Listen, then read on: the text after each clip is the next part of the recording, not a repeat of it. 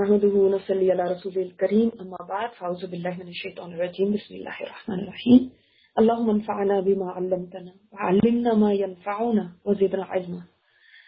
इसके बाद आप सल्लल्लाहु अलैहि वसल्लम के आंसू निकल आए और आप रो पड़े। क्यों रोए? ये इतनी उनकी बातों पे नहीं रोए, कहीं पे ये नहीं आता कि उनके टॉर्चर पे, जो मेंटल टॉर्चर वो दे रहे थे उनके तानों पे आप रोए हो, आपके आंसू निकले। यहाँ पे क्यों रो पड़े? इसलिए कि प्यारे चच्चा, ये जो प्यारे होते हैं ना, उनकी तरफ से जब कोई ऐसी बात सुनाई देती है तो गम ज्यादा बढ़ जाता है। अब चच्चा हैं जो सपोर्ट थे, अब वो भी छोड़ रहे हैं, वो भी कमजोर पड़ रहे हैं, ये रिश्ता भी जाता रहा।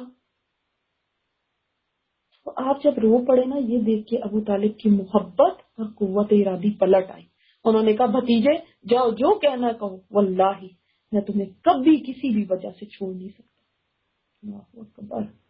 ये है एहसान अबू तालिब का हम पे कि वो उन्होंने उस वक्त में आप सल्लल्लाहु अलैहि वसल्लम को सपोर्ट दी। जब आप देखेंगे सारे बड़े बड़े अशराफिया मक्का के मिल के आप सल्लल्लाहु अलैहि वसल्लम के खिलाफ खड़े हो गए थे, और एक शील्ड थी जो उनके सामने थी, और वो थे अबू तालिब।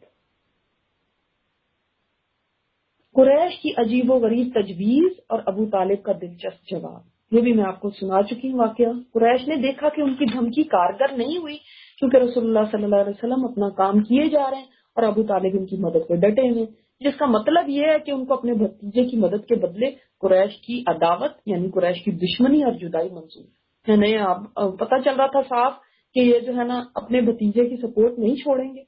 इनको ये मंजूर है कि कुरैश से दुश्मनी ले ले, लेकिन भतीजे को नहीं छोड़ रहे और वो लड़ने भिड़ने के लिए तैयार है। इसलिए कुरैश को जरा तवक्कुफ और तामुल करना पड़ता। अब देखिए, वो उन लोगों के अंदर ना, जैसे मैंने आपको बताया था कि ये वैल्यूज बहुत थी। जो ट्राइबल सिस्टम था उसकी वो इस तरह से जो वैल्यूज थी उनको इस तरह से वो रिस्पेक्ट देते थे कि इस सारे के बावजूद कि अबू तालिब ने उनकी बात नहीं सुनी। अब कोई और होता या आज का कोई जमाना होता तो जरा भी ठहरते नहीं और मरने मारने पे उतर आते, लेकिन उनको ये मालूम था कि नहीं, जो भी हो जाए ये हमारे लोग, हमारे कबीले के, और अपने ही अंदर खून खराबा करना ये सही नहीं है। अपने अंदर कभी नहीं लड़ते थे वो। तो वो देर तक मशवरा करते रहे। आखिर उनको एक अजीबोगरीब तजवीज सूझी। कुरैश में एक शख्स अम्मारा बिन वलीद था। ये वलीद बिन मुगीरा का बेटा, बड़ा खूबसूरत और बांका नौजवान और जवानों का सरदार। ये लोग उसे साथ लेके अबू तालिब के पास आए और कहा, अबू तालिब आप इस नौजवान को हमसे ले लें और इसे अपना लड़का करार दे दें, इसको अपना बेटा बना लें।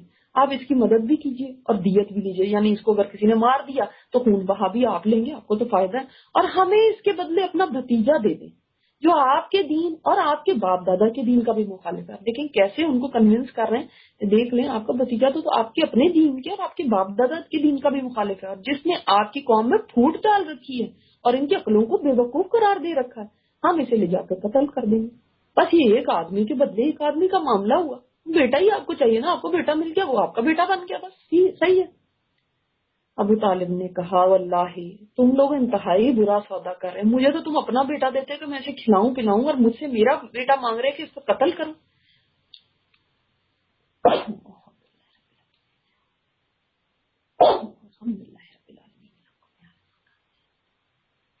अल्लाह की कसम ये कभी नहीं हो सकता।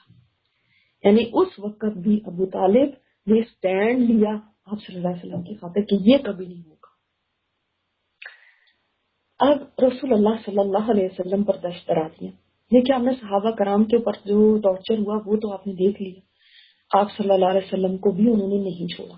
गो कि आप सल्लल्लाहु अलैहि वसल्लम के साथ वो फिजिकल तो नहीं हुए उस तरह से कि जैसे हम देखते हैं कि सहाबा कराम को इस तरह घसीटा जा रहा है, बांधा जा रहा है, धुआं दिया जा रहा है, मगर उन्होंने इसके अलावा कोई कमी नहीं छोड़ी, जिसको कहते हैं ना मेंटल टॉर्चर।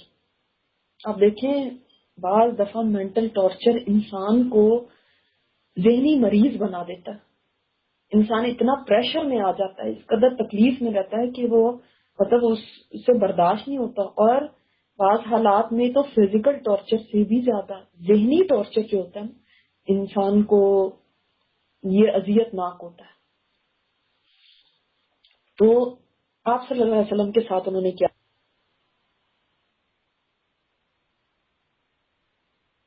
کیا؟ جب قریش ہر طرح ناک صلی اللہ علیہ وسلم پر دسترازی شروع کر دی اور مسلمانوں پر جو سختیاں وہ پہلے سے کرتے آ رہے تھے ان میں اور اضافہ کر دیا. اللہ اکبر. کیونکہ رسول اللہ صلی اللہ علیہ وسلم حشمت و عزت اور اکرام و احترام کا بلند مقام رکھتے تھے، اس لیے آپ پر دسترازی کی جرت صرف بڑے بڑوں اور سینئر تھے جو ایک ہی اسٹینڈرڈ ہو کے دوسرے کے اوپر دسترازی کر سکتے. ظاہر ہے نام اٹھ کے یا کوئی اور غریب غربا اٹھ کے تو نہیں کر سکتے تھے نا. آخر آپ صلی اللہ علیہ وسلم کا ایک مقام اور مرتبہ تھا اس جگہ پر. آپ صلی اللہ علیہ وسلم کو گھر کے اندر جو لوگ تکلیف دیتے تھے ان کے نام یہ ہیں: ابو لہب، یہ تو مشہور زمانہ، لعین، حکم بن ابی العاص بن امیہ، مشہور زمانہ، لعین، حکم بن ابی العاص بن امیہ، عقبہ بن ابی معیط، عدی بن حمرا ثقفی، ابن الاسد حضری. یہ سب آپ صلی اللہ علیہ وسلم کے پڑوسی تھے. نیبر ہونے کے ناطے ظاہر ہے دن رات کا ساتھ ہوتا ہے جو نیبرز کا ہوتا ہے، اور اس لحاظ سے ان کو ذرا زیادہ موقع مل جاتا تھا تکلیفیں دینے کا. جب آپ صلی اللہ علیہ وسلم نماز پڑھنے کھڑے ہوتے تو ان میں سے کوئی شخص بکری کی بچے دانی اٹھا کے آپ پر پھینک دیتا. بچے دانی سمجھتے جو پلیسینٹا ہوتا ہے اس کا، اب وہ کس قدر گندگی سے بھرا ہوتا ہے، اس کو تو اٹھا کے پھینک دیتے ہیں نا جب بچہ پیدا ہوتا ہے تو بکری. اور جب ہانڈی چولہے پر چڑھی ہوتی تھی تو اس ہانڈی میں پھینک دیتے تھے. اب دیکھیں جو ساتھ ساتھ دیواریں لگی ہوتی تھی نا تو اوپر سے پھینک دی. آپ جواب میں صرف اتنا کرتے کہ اسے لکڑی پر اٹھا کر لاتے اور دروازے پر کھڑے ہو کے کہتے: اے بنو عبد مناف، یہ کیسا پڑوس ہے، پھر اسے راستے میں پھینک دیتے. اور صرف اتنی بات. یہ ہے اخلاق. اخلاق سیکھنے ہوں تو آپ صلی اللہ علیہ وسلم کی زندگی کو دیکھ لیا جائے. جو اتنی زیادتی کرنے والے ہیں ان کے لیے بھی برا بھلا نہیں، گالم گلوچ نہیں، یا کوئی اور ایسی بات کر سکتے تھے، کوئی اور لمبا چوڑا بھاشن دے سکتے تھے، کوئی لیکچر دے سکتے تھے، کوئی ایسی بات کہہ سکتے تھے جو تانے کی ہو، لیکن بس فرماتے یہ کیسا پڑوس ہے. امیہ بن خلف جب آپ کو دیکھتا تو تان و تشنے کرتا، آنکھیں دبا کر ان سے اشارے کرتا اور لوگوں کو وشکارتا، یعنی لوگوں کو بھی پمپ کرتا تھا، لوگوں کو بھی پوش کرتا تھا کہ وہ آپ کے ساتھ بدتمیزیاں کریں. اسی طرح اس کا بھائی ابی بن خلف دھمکیاں دیتا ہوا کہتا، اب دیکھیں وہ خود تو تانے دیتا ہے اور تانے بھی تیر کی طرح لگتے ہیں انسان کو، اور اشارے کرتا ہے آنکھوں سے. اور اس کا بھائی کیا کہتا تھا؟ اے محمد صلی اللہ علیہ وسلم، میرا خود نامی گھوڑا ہے جسے میں روزانہ 3 سا خوراک کھلاتا ہوں، اسی پر سوار ہو کے میں تجھے قتل کروں گا. بالآخر آپ صلی اللہ علیہ وسلم نے ایک دن اس کو کہہ ہی دیا کہ بلکہ انشاءاللہ میں تجھے قتل کروں گا. اور ایسا ہی ہوا، احد میں آپ ہی نے اسے قتل کیا تھا. ایک روز یہی ابی بن خلف ایک بوسیدہ ہڈی لایا اور اسے توڑ کر رسول اللہ صلی اللہ علیہ وسلم کی طرف کے چہرے کی طرف پھونک دیا. کیوں اس طرح کیوں کیا تھا؟ اس لیے کہ آپ صلی اللہ علیہ وسلم فرماتے تھے نا کہ یہ ہڈیاں ہیں، اللہ تعالیٰ ان کو زندہ کر دے گا، ایک دن ان کو کھڑا کرے گا. تو وہ لا کے یہ کہنا چاہ رہا تھا کہ یہ بوسیدہ ہڈی جس پر چورا چورا کر کے میں نے اس کو گرد میں اڑا دیا ہے، یہ کھڑی ہوں گی. ایک بار عقبہ بن ابی معیط نے نبی صلی اللہ علیہ وسلم کے پاس بیٹھ کر کچھ سنا. یہ بات اس کے دوست ابی بن خلف کو معلوم ہوئی اور اس نے عتاب کیا، یعنی اس نے بڑی سختی کی، اس نے ڈانٹا اس کو اور کہا کہ نبی صلی اللہ علیہ وسلم کے چہرے پہ جا کر تھوک کے آؤ. اب کیا ہوا تھا کہ وہ بیٹھ گیا تھا اور اس نے کچھ باتیں سنی، آپ صلی اللہ علیہ وسلم کے پاس بیٹھ کے کچھ قرآن سنا، کچھ باتیں سنی، تو اس کے دل کے اوپر ذرا کچھ اثر ہوا. یہ بات ابی بن خلف کو جو پتا چل گیا، اس نے کہا یہ تو مصیبت ہی پڑ جائے گی اگر یہی مسلمان ہو گیا. اس نے کہا کہ جب اب ہم دیں گے نہیں، مجھے تم جاؤ کیا بیٹھے اور تب جا کے ابی کو تسلی ہوئی کہ اچھا اب یہ تھوک دیا تو اس کا مطلب ہے کہ یہ ان کے ساتھ نہیں ہے، یہ پروف کرنے کے لیے کہ میں ان کی طرف نہیں ہوں. یعنی اس ایسی چیز کبھی کسی نے برداشت کی ہوگی؟ یہ تو تمام انسانوں سے زیادہ افضل سید الانبیاء ہیں، امام الانبیاء، یہ ان کے ساتھ ایسا ہو رہا ہے۔ میرے اور آپ کے ساتھ تو کیا کبھی کسی نے شاید کسی مسواک سے بھی نہ مارا ہوگا، تھوک تو دور کی بات ہے۔ پھر بھی ہمارے رونے بہت ہوتے ہیں کہ دین کی وجہ سے دیکھو ہمیں کتنی مصیبتیں آ رہی ہیں۔ ابو لہب پہلے ہی دن سے آپ کا دشمن تھا اور آپ صلی اللہ علیہ وسلم کے در پہ آزار رہا کرتا تھا، یعنی بس آپ کے پیچھے پڑا ہوا تھا۔ اس کے دو بیٹے عتبہ اور عتیبہ کے عقد میں یعنی نکاح میں نبی صلی اللہ علیہ وسلم کی دو صاحبزادیاں رقیہ اور ام کلثوم تھی۔ نکاح کیا ہوا تھا آپ صلی اللہ علیہ وسلم نے ابھی نبوت سے پہلے۔ تو ابو لہب نے ان دونوں بیٹوں سے کہا کہ تم نے محمد صلی اللہ علیہ وسلم کی بیٹوں کو طلاق نہ دی تو میرا تمہارا آمنا سامنا حرام ہے۔ اس کی بیوی نے بھی کہا کہ انہیں طلاق دے دو کیونکہ وہ بددین ہو چکی ہیں، یعنی انہوں نے دین ہی بدل لیا، چنانچہ انہوں نے طلاق دے دی۔ اب یہ سوچے کہ انسان کے اپنے اوپر جو بھی ہوتا ہے نا، جب اولاد کے اوپر آتا ہے تو انتہائی تکلیف دہ بات ہوتی ہے۔ حالانکہ بیٹیوں کا کیا قصور تھا، لیکن انہوں نے کہا ہم کسی طرح بھی نہ چھوڑیں، یعنی نہ گھر میں چین لینے دیتے، نہ باہر نکلتے ہیں تو وہاں پہ تانے مارتے اور آنکھیں مارتے، ایک دوسرے کو آنکھوں سے اشارے کرتے اور ہنستے اور یہ تانے دیتے۔ لو اب کیا قریش کے اندر ایک یہی آدمی رہ گیا تھا جس کے اوپر نبوت آنی تھی۔ اور عجیب و غریب باتیں، ابو لہب کی یہ بیوی ام جمیل عروہ بنت حرب بھی رسول اللہ صلی اللہ علیہ وسلم کی کٹر دشمن تھی۔ اسی وجہ سے تو سورہ لہب میں اس کا بھی ذکر ہے نا، وہ یہی کام کرتی تھی جس کا ذکر اس صورت میں بھی ہے۔ کیا کام کرتی تھی؟ وہ کانٹے دار ڈالیاں لا کے رات کو آپ کے راستے میں ڈال دیتی تھی کہ آپ صلی اللہ علیہ وسلم اور آپ صلی اللہ علیہ وسلم کے ساتھی زخمی ہیں، صبح کو اٹھیں گے اندھیرے میں پتہ نہیں چلے گا، جب جائیں گے تو کانٹے چبھیں گے ان کو، راستے میں ڈال جایا کرتے۔ یہ کتنی مشقت اٹھاتی تھی وہ، یعنی یہ کام کرنے کے لیے دشمنی اتنی زیادہ تھی۔ اسے سورہ تبت یدا ابی لہب، یہ جو سورہ لہب ہے، اس کے اترنے کا پتہ چل گیا تو ہتھیلی میں پتھر لے کر رسول اللہ صلی اللہ علیہ وسلم کی تلاش میں نکل پڑی۔ آپ صلی اللہ علیہ وسلم خانہ کعبہ کے پاس ابو بکر رضی اللہ تعالیٰ عنہ کے ساتھ تشریف فرما تھے۔ اللہ نے اس کی آنکھوں پر پردہ ڈال دیا، چنانچہ وہ صرف ابو بکر صدیق رضی اللہ تعالیٰ عنہ کو دیکھ رہی تھی اور آپ صلی اللہ علیہ وسلم دیکھیں اس کو نظر ہی نہیں آ رہے تھے۔ اللہ تعالیٰ کی طرف سے تھا۔ کہنے لگی تمہارا ساتھی کہاں گیا؟ حالانکہ وہ ساتھ بیٹھے ہیں۔ مجھے معلوم ہوا ہے کہ وہ میری حج کرتا ہے۔ حج کیا ہوتی ہے؟ یعنی شاعری میں جو بے عزت کرنا ہوتا ہے نا، شاعری میں جو ایک دوسرے کو یعنی برا بھلا کہنا، بے عزتی کرنا، شعر کہہ رہے ہیں انہی میں ساری بے عزتی کی باتیں۔ تو وہ تو اس کو شعر ہی سمجھتے تھے نا، شعر و شاعری سمجھتے تھے، حالانکہ قرآن تھا۔ واللہ اگر اسے پا جاؤں تو یہی پتھر اس کے منہ پر دے ماروں گی، سن لو میں بھی شاعرہ ہوں۔ اس کے بعد وہ یہ کہہ کر چلی گئی، مذممن عصینا وامرؤ ابینا ودینہ قلینا، ہم نے مذمم کی نافرمانی کی، کیونکہ وہ تو محمد کہتی ہی نہیں تھی نا، مذمم کی نافرمانی کی اور اس کی بات کا انکار کیا اور اس کے دین کو نفرت سے چھوڑ دیا۔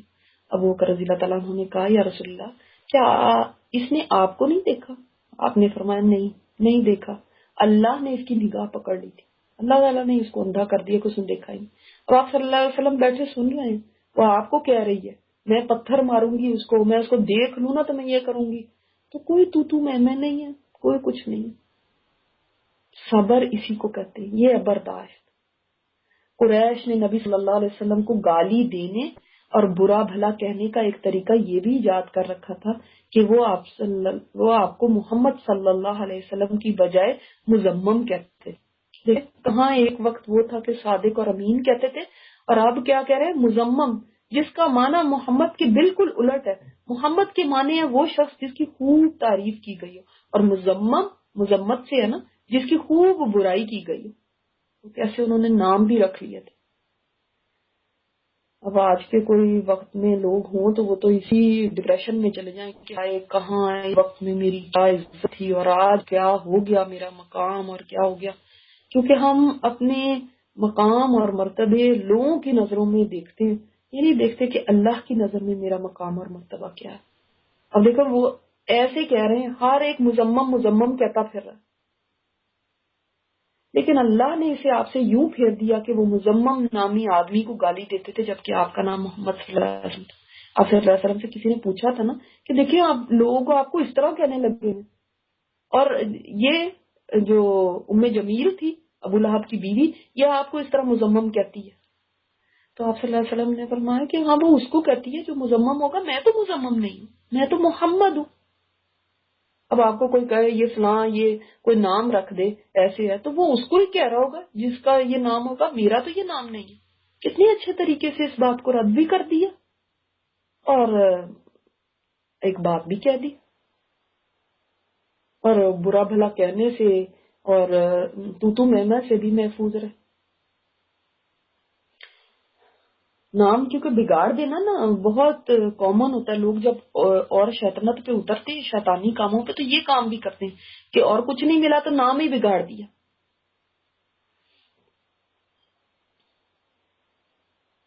اخنس بن شریح ثقفی بھی رسول اللہ صلی اللہ علیہ وسلم پر زیاں کرتا تھا،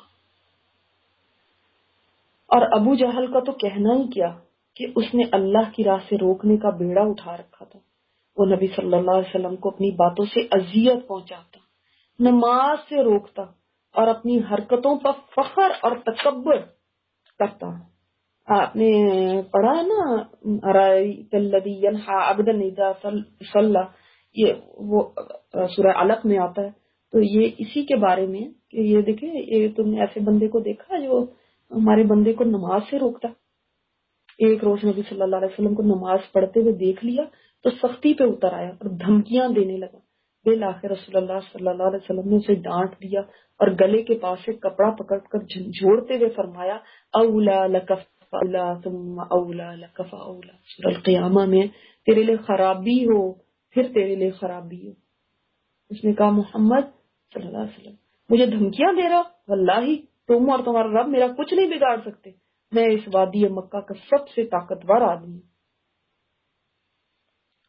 اللہ اکبر۔ ایک روز اس نے اپنے ساتھیوں سے کہا محمد تمہارے سامنے اپنا چہرہ مٹی پر رکھتا ہے، کس چیز پر رکھتا؟ سجدے کو کہہ رہا تھا کہ وہ اپنا چہرہ مٹی پہ رکھتا ہے۔ انہوں نے کہا ہاں۔ اس نے کہا لات اور عزا کی قسم اگر میں نے اس کو دیکھ لیا نا تو اس کی گردن رون دوں گا اور اس کا چہرہ مٹی پر رگڑ دوں گا۔ اس کے بعد اس نے رسول اللہ صلی اللہ علیہ وسلم کو نماز پڑھتے دیکھ لیا، کیونکہ آپ صلی اللہ علیہ وسلم کعبہ میں آ کے نماز پڑھتے تھے نا اعلیٰ اعلان، اور اس زوم میں جا کے آپ کی گردن رون دے گا۔ لیکن لوگوں نے اچانک کیا دیکھا کہ وہ ایڑی کے بل پلٹ رہا ہے اور دونوں ہاتھوں سے بچاؤ کر رہا ہے، جیسے کوئی چیز اس کی طرف آ رہی ہے تو انسان بچاؤ کرتا ہے نا، ہاتھ سے ہاتھ آگے کرتا ہے، اس طرح جیسے کچھ وہ دیکھ رہا ہے۔ تو لوگوں نے کہا ابو الحکم تمہیں کیا ہوا؟ اس کا اصل نام تو ابو الحکم ہی تھا نا۔ کہنے لگا میرے اور اس کے درمیان یعنی محمد صلی اللہ علیہ وسلم کے درمیان آگ کی ایک خندق ہے اور ہولناکی اور پروں کے بازو ہیں۔ یہ فرشتے تھے، فرشتوں کو اس نے دیکھا کہ ان کے پار ہیں اور آگ کی خندق ہے۔ آپ صلی اللہ علیہ وسلم نے بعد میں فرمایا تھا کہ اگر وہ میرے قریب آتا تو فرشتے اس کا ایک ایک عضو اچک لیتے، یعنی اس کی بوٹی بوٹی کر دیتے، ٹکڑے ٹکڑے کر دیتے تمہارے سامنے۔ ایسی ہی بدبختی عقبہ بن ابی معیط کے حصے میں آئی۔ اب یہ کون ہے عقبہ بن ابی معیط جس کی یہ پہلے بات آئی ہے کہ اس نے جا کے تھوکا تھا منہ پہ۔ ایک بار رسول اللہ صلی اللہ علیہ وسلم بیت اللہ کے پاس نماز پڑھ رہے تھے اور ابو جہل اور اس کے ساتھی بیٹھے تھے۔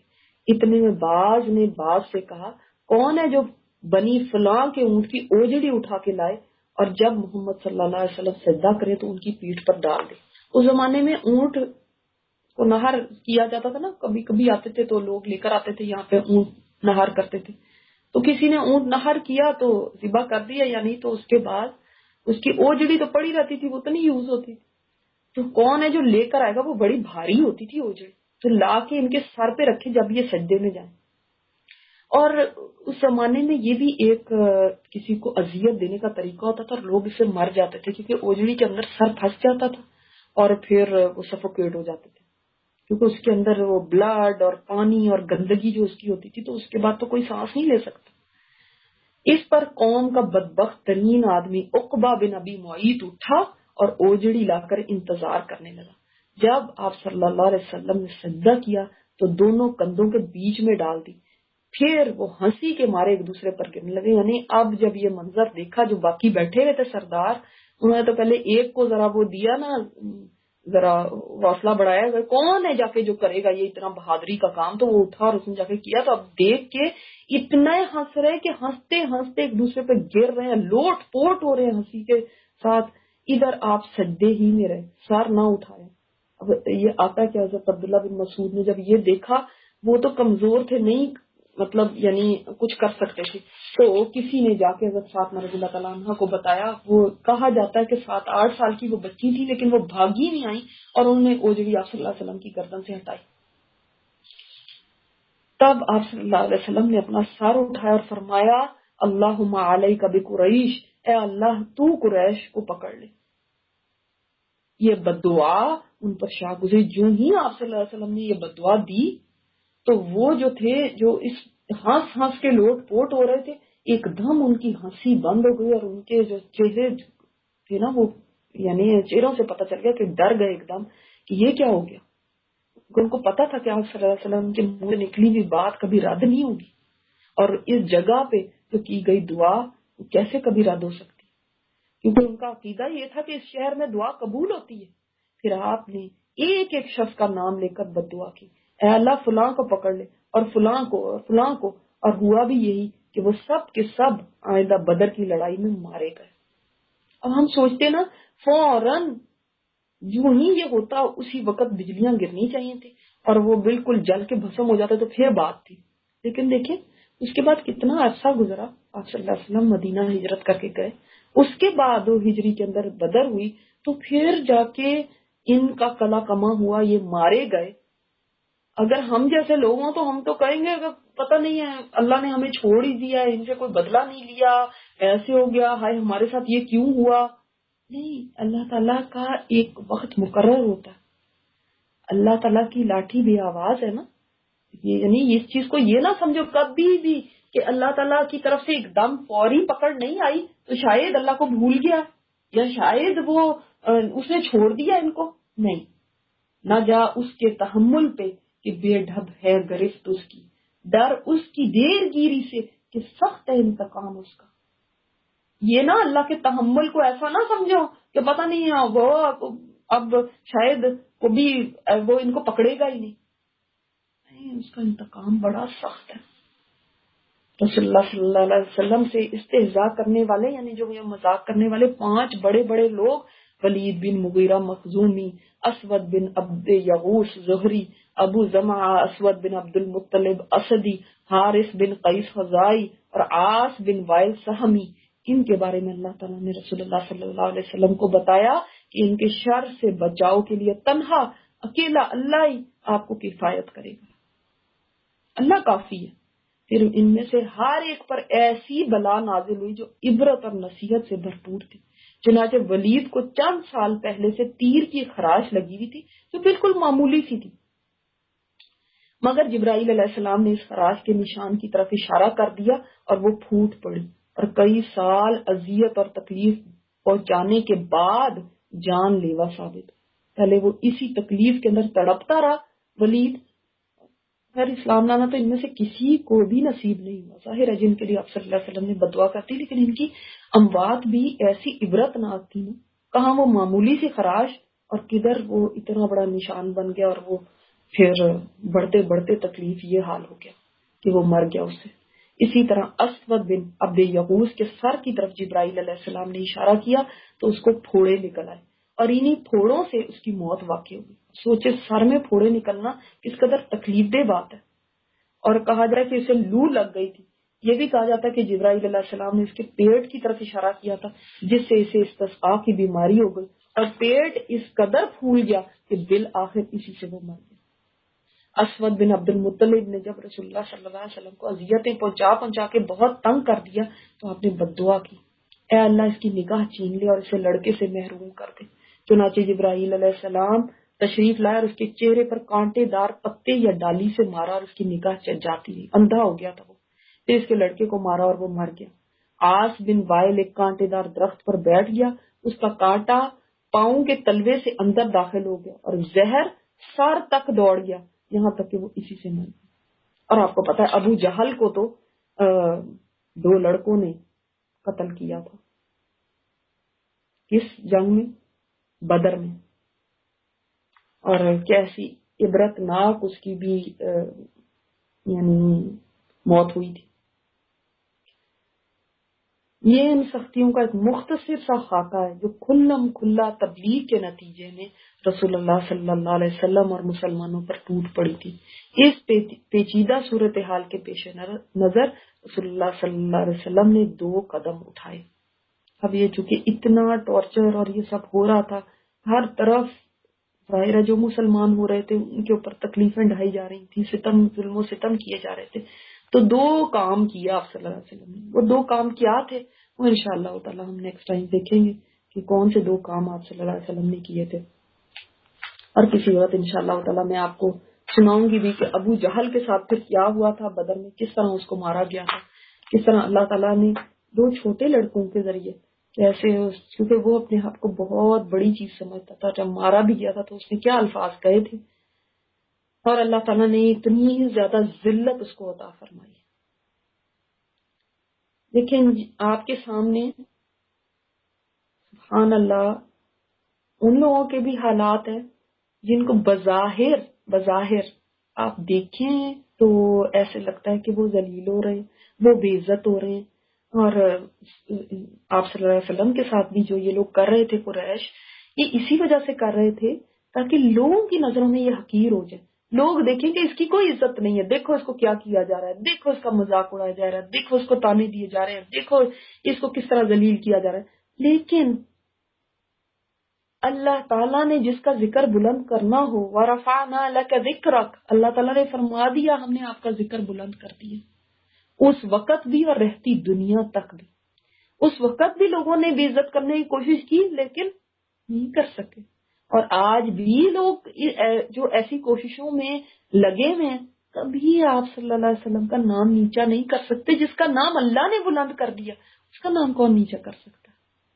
اسی طرح صحابہ کو دیکھیں، صحابہ بظاہر لگ رہے ہیں کہ ہائے بالکل جیسے کہ اتنے مسکین لوگ، اتنے مفلس لوگ، ایسے لوگ جن کے اوپر ظلم و ستم ہے، کیسے بالکل جیسے کہ کوئی انسان زمین پہ لگ گیا ہے، کتنے جیسے کہ کوئی گرے ہوئے لوگ ہوں، لیکن اللہ تعالیٰ نے ان کو بلند کیا۔ اور یہ لوگ دوسری طرف آپ امیجن کریں نا اپنے ذہن میں کہ کچھ سردار ہیں بڑے بڑے بیٹھے ہوئے ہنس رہے ہیں اور ان کی ہنسی ختم نہیں ہو رہی، اور کیا کیا انہوں نے قیمتی کپڑے پہنے ہوئے اور ان کی کتنی وہاں پہ عزت ہے، لیکن وہ بظاہر عزت، وہ بظاہر سرداری، اور ایک دن کیا ہے ذلیل ہو کے موت آ رہی ہے، اور آخرت میں انجام کیا ہے۔ تو یہ دنیا کے اندر جو انسان دوسروں کے ساتھ دیکھتا ہے ہوتا ہوا، وہ ضروری نہیں ہے کہ یہ آخرت کا انجام ہو۔ بہت سارے دنیا میں بہت بلند ہوں گے لیکن آخرت میں بہت ذلیل ہوں گے، اور بہت سارے دنیا میں آپ کو بے عزت ہوتے ہوئے نظر آ رہے ہوں گے لیکن آخرت میں ان کے مقام بہت بلند ہوں گے۔ تو اس دھوکے میں نہ کبھی رہے دنیا میں کس کو عزت مل رہی ہے وہی عزت والا ہے اللہ کے ہاں بھی نہیں، دنیا میں جو نیچا ہو رہا ہے پتہ نہیں وہ اللہ کے ہاں بھی ذلیل ہے، ایسا نہیں ہے۔ تو یہ دنیا کا دھوکہ ہے جو انسان کھا جاتا ہے، یہ نظر کا دھوکہ۔ اللہ کے ہاں معیار بالکل ڈیفرنٹ ہے، اس لیے اللہ کے ہاں بلند درجے پانے کی کوشش کرنی چاہیے۔ کیا دنیا میں چاہے مذاق ہو رہا ہے، چاہے تانے ہیں، چاہے تشنیع ہے، چاہے کسی کی باتیں سننی پڑ رہی ہیں، چاہے کٹ آف ہو رہے ہیں لوگ آپ سے، اللہ تعالیٰ ہمیں صراط مستقیم پر چلا دے، اور اللہ تعالیٰ ہمیں صحابی اور صحابیات کے اسوہ پہ چلنے کی توفیق عطا فرمائے، ہمیں کسی ملامت کرنے والے کی ملامت کی پرواہ نہ رہے، اور صرف اللہ کی رضا ہماری زندگی کا مقصد بن جائے۔ سبحانک اللہم و بحمدک، نشہد ان لا الہ الا انت، نستغفرک و نتوب الیک۔ اللہم صلی علی محمد وعلی آل محمد كما صليت على إبراهيم وعلى آل إبراهيم إنك حميد مجيد۔ اللهم بارك على محمد وعلى آل محمد كما باركت على إبراهيم وعلى آل إبراهيم إنك حميد مجيد آمين يا رب العالمين.